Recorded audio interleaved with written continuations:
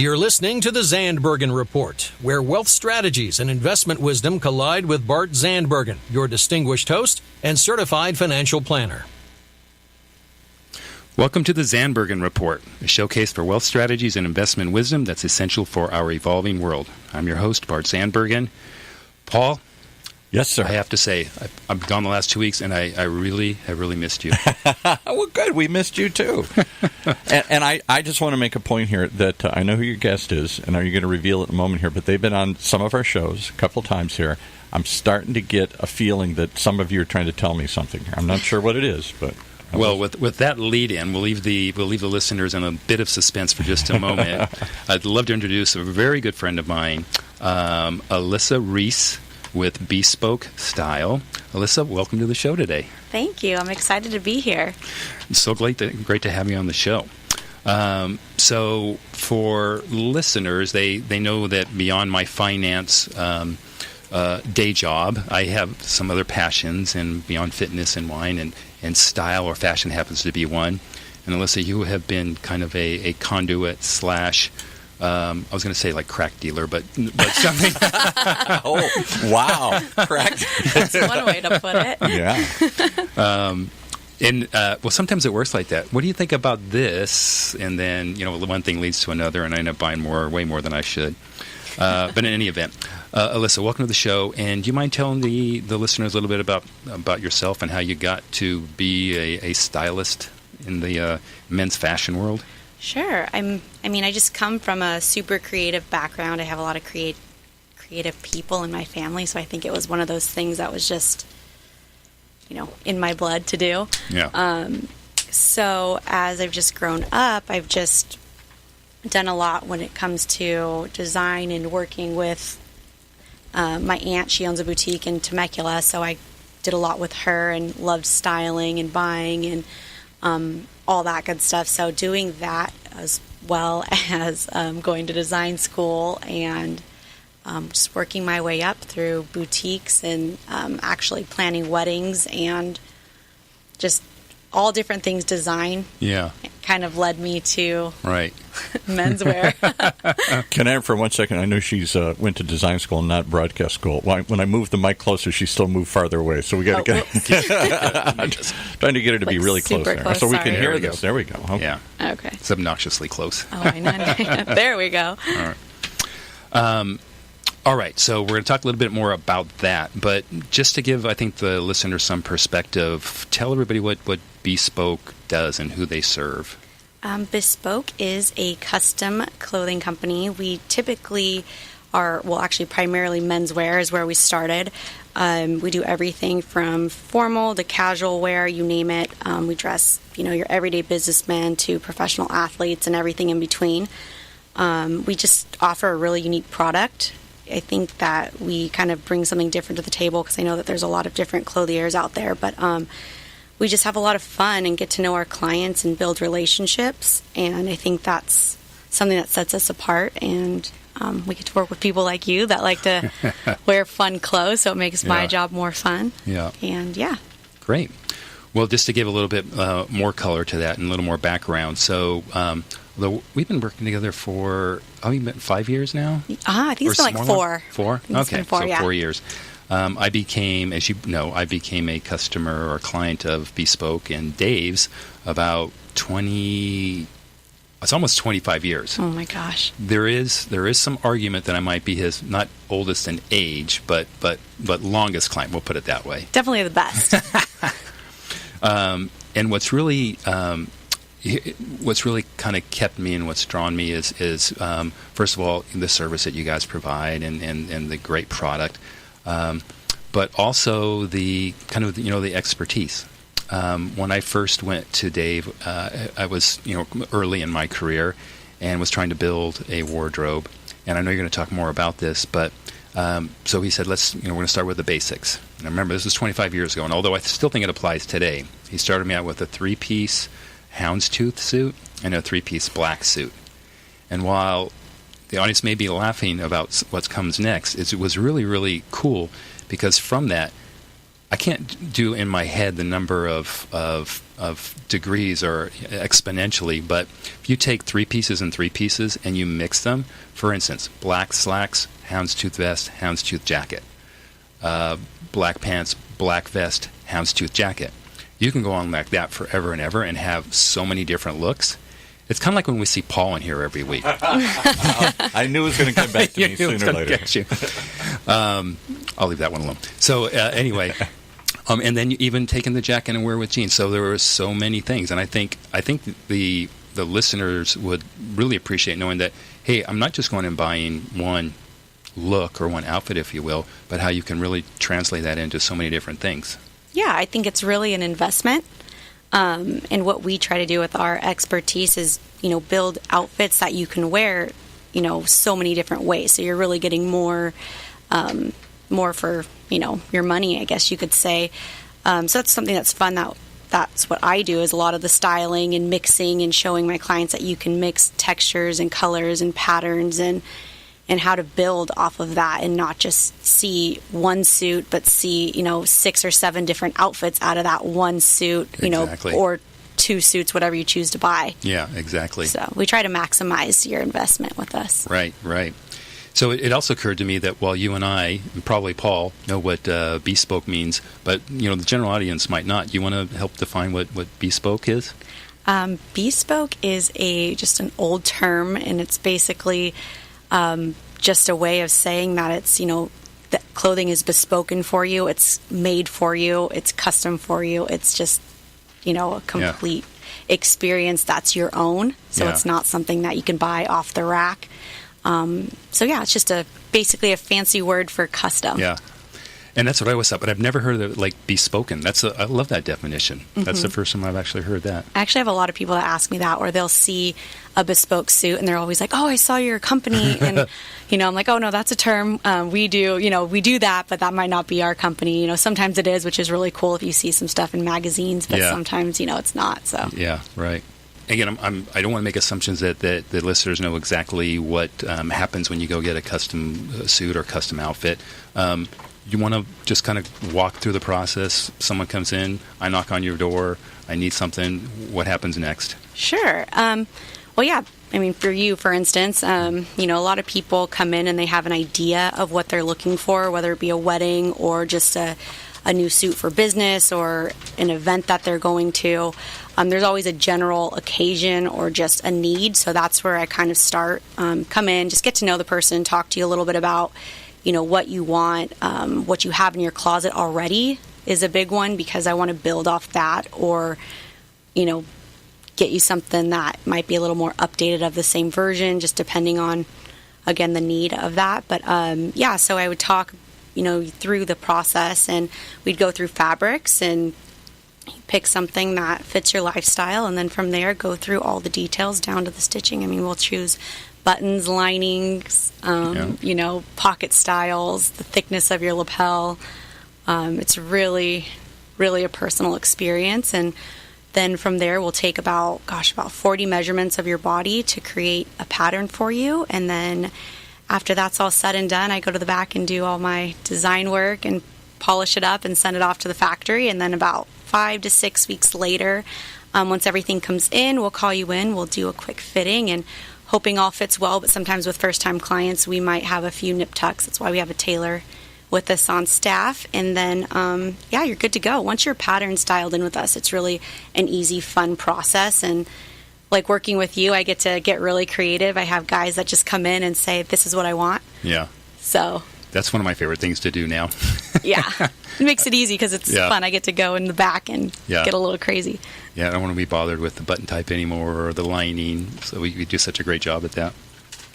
You're obviously a woman, and you're in what I would call a predominantly kind of a man's world. Not only did with male clients, but I think 90-some% of your peers or stylists are going to be men, my guess.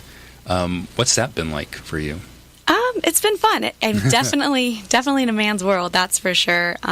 Being pretty much the only woman running around the office in there, but I'd say it's been, it's been really cool because I've gotten to build different relationships with the clients, and I give a different eye and I think a different flair to the business because, I'm just a girl, so it's just totally different to give my opinion versus having the owner Dave or somebody else. So we kind of, we'll lean on each other every now and again to get an opinion for a client. But, I definitely feel like I have to prove myself a little more at times because, it's just the name of the game. Right. But I think I'm doing a good job paving my own way and doing all my styling and just trying to, build off that. I definitely think so. And as much as I love Dave, and we're kind of like brothers who've known each other for so long, and I do appreciate his opinion, but I really appreciated your/a woman's opinion too on style. And I think that to me that's really important, and so it's one of the reasons I really like working with you. Oh, well, thank you. Yeah, I love it. It's so much fun. So I thought of something else that you're kind of downplaying. I think a little bit. You're being a little bit shy or modest on the stuff that you do. And I know that one of the things that you've done for me and some of the people I've referred you to is you may go to the house, go through the closet, and actually kind of go through the cleaning out and using that as helping you with your baseline and get rid of. Let's tailor this. I think that's a really cool service. Yeah, I think that's what's different about what I'm creating in my business is I want to do a lot more of the styling aspect of it. I love designing. It's fun, but it's also fun to get in the closet and get to know what you're wearing and, what I can work off of, how to pair things to just maximize, your brand. Yeah. I've done a lot of styling, traveling for clients and stuff of that sort, which is really fun. So yeah. So another thing that I think is interesting in business. I'm just almost finishing a book called Begin with the Why. So what's the why for you? I'm not even talking about you. So what's the why for you? Why do you do what you do? I love creativity. I think that's the biggest thing for me. And this job allows me to get just creative in so many different ways.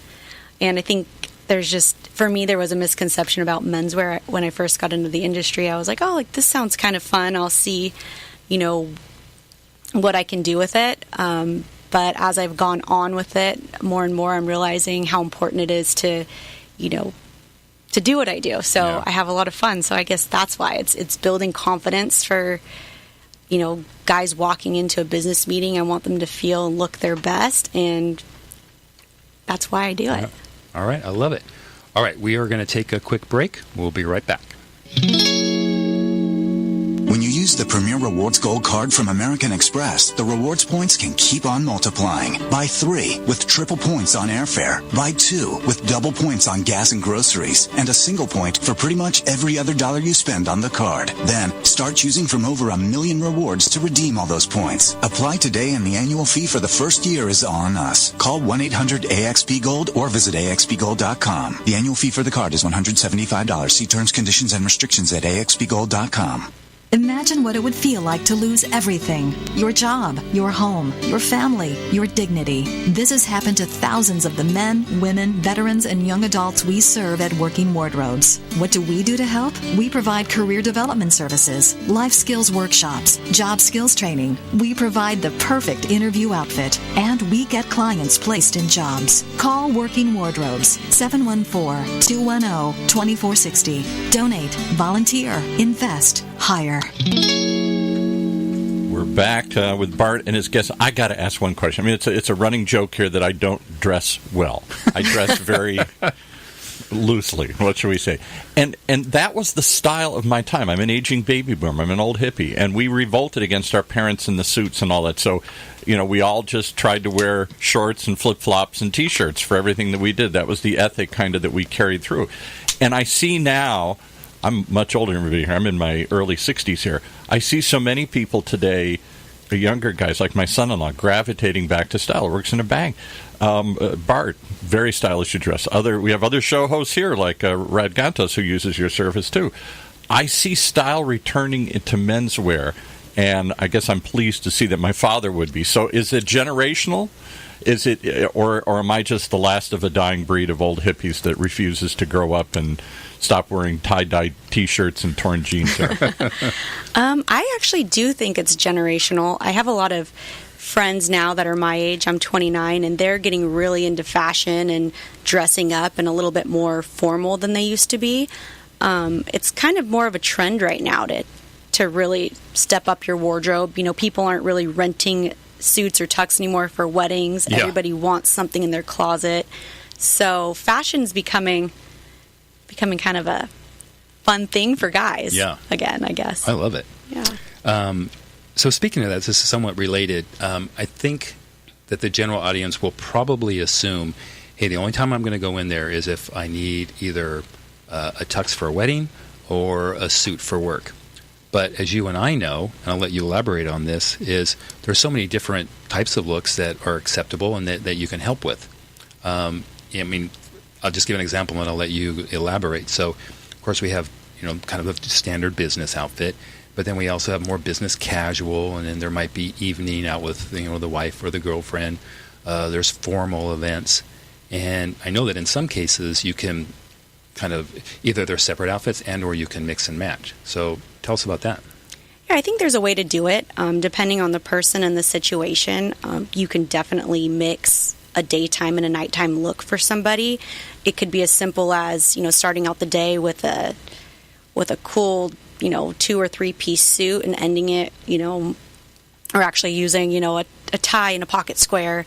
And then at the end of the day, taking off the tie, going open collar, maybe not using the vest and just, pulling out the casual, look to go to dinner, or just, even just using the jacket and throwing on a pair of jeans with the same, open collared shirts, a cool day to night look. So, yeah, I think there's a lot you can do with. I really like that concept when traveling. Like, I always want to take the least amount of stuff as possible, probably like most people. But know that, hey, if I have a business event during the day and I want to make it more casual at night, I might just take a pair of jeans, different pair of shoes, and I'm good to go. Yeah, I'm the worst. I'm an overpacker, so I like to have an outfit for every day, and sometimes it's like I won't double wear the pant. I'll just, Oh, my gosh. I know. It's like I can't ever just carry on a bag. It's always got to be checked, but I'm learning a lot with a few of my clients that travel quite a bit, that I dress often. Yeah. They'll tell me, they're going to be on, a TV show or, a speaking engagement, and they want to have outfits for X amount of days, and I'm learning a lot with them, just to pair one suit and maybe one jean and one sport coat, and then mix it with like 4 or 5 different shirts, different ties, different pocket squares to try to change it up, without packing up their bag like I would do.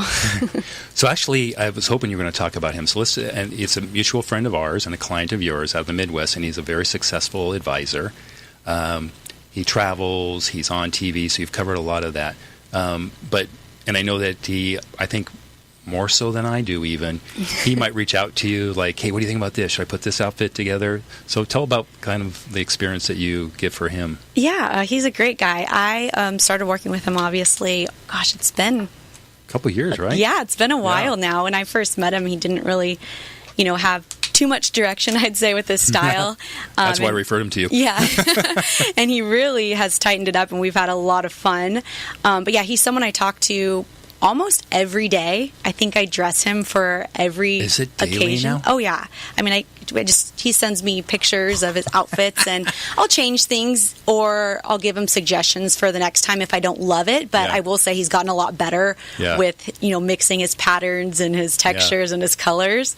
But yeah, that's a big one for me. I've had a lot of fun and just getting to do all the styling now. I pretty much know his whole wardrobe. It's That's crazy. Yeah, and I know he's actually specifically reached out to me to say how much he appreciates meeting you and what you do for him. So I love that, and I appreciate him. He's awesome. Yeah. So 2 things that you mentioned there that I think are interesting. So first of all, pocket squares. I have this terrible, I guess I have addictive personality, what I'm learning, but certainly not only fashion and clothes, but pocket squares. Those are ridiculous now on how creative you can get with them, how it changes the look and the different style. That's kind of a thing now, right? Oh yeah, pocket square is my go-to. I think that changes the game. Yeah. You can do so much with just a little piece of fabric. Yeah. So I think I've given you so many pocket squares for different looks now. Yeah, that's right. I'm running out of room for them. And that's one of my favorite things to poke at Ron with is, hey, Ron, I just cleaned out all the pocket squares. There's none left for you. Yeah. He's a big pocket square guy, and we have a lot of fun mixing and matching through all of his outfits. So speaking of mixing and matching, I think there's I'll call it a myth or an old belief that, you can't do pattern on pattern, or you have a certain type of pattern with a certain type of pattern. So that has changed a lot. Mm-hmm. Not on me today, but kind of. The pocket square has a pattern in the jacket. But just generally speaking, pattern on the tie, pattern on the suit, pattern on the shirt. You can actually pull it off if it's done correctly, right? Oh, absolutely. My usual rule of thumb, just to help out somebody, is if you have a large window pane then on your suit, then do small patterns on your shirt. If you have small patterns on your suit, you could do larger patterns with your shirt. So that's kind of my go-to. It's kind of confusing, but just going back to the window pane, if you're doing your shirt, your jacket right now, you could do small stripes with the large window pane or small checks. You could definitely get away with that, or just a cool texture. It's all about mixing and matching, just not doing the same size pattern on pattern or the same boldness. You got to kind of know when to step down and when to step up. Yeah. And I think that also applies with certain colors, because you and I know someone who did a navy blue jacket with black pants. Oh, it drives me crazy. That is, I went bananas when I saw that. I'm sneaking out of the room right now. Can I ask you a quick question? They always say, my father used to say, clothes make the man. He was a very stylish guy. He was a corporate executive and had a tailor. Can you give me examples where you think it's made a difference? I mean, obviously it makes people like Bart happier, and it's you stand out more. I get that. You look more professional. But can you give me any examples where you found some poor slob like me and you dressed him up and it made a difference here? Absolutely. I've had a few clients that actually were referred to me from their bosses that are, just hey, take him under your wing, get him some outfits, because, his look isn't giving him that, serious edge that he needs.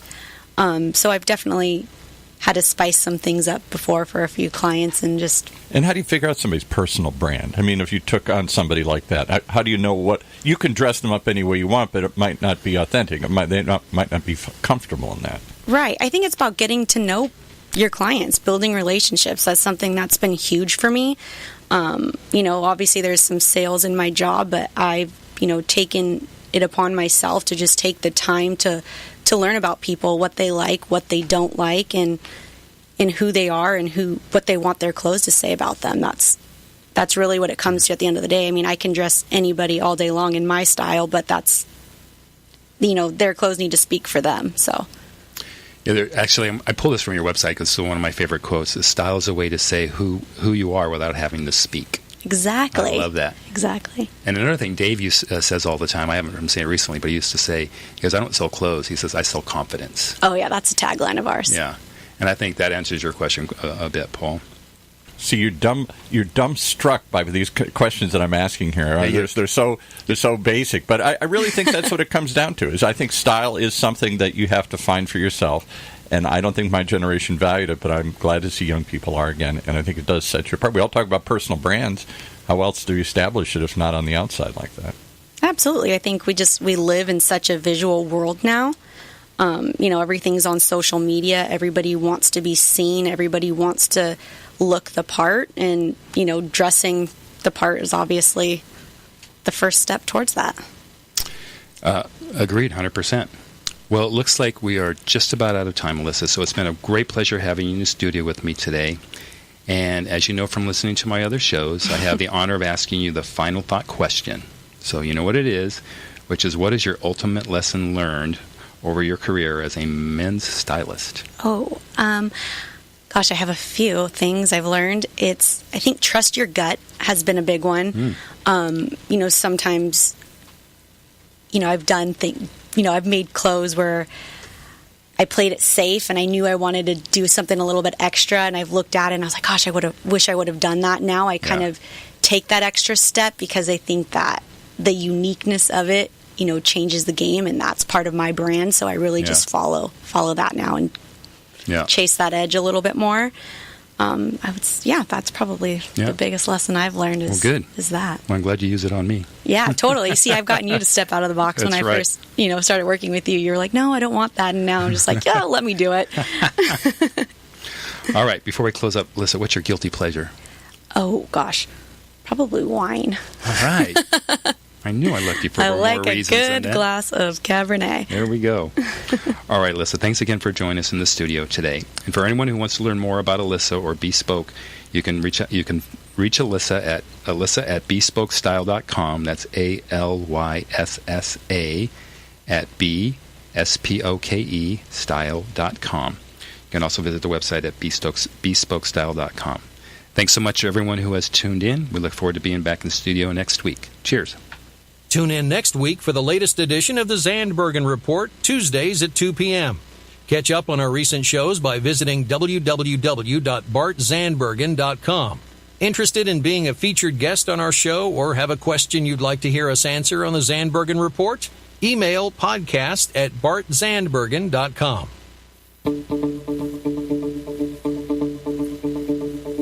The Zandbergen Report is a production of OC Talk Radio and is provided for educational purposes only. The content of this program and the views of the guests should not be considered as recommendations by OC Talk Radio or investment advice from the host, Bart Zandbergen, or any other entity attached to this production. Investors should always consult qualified financial, investment, tax, or legal professionals prior to investing.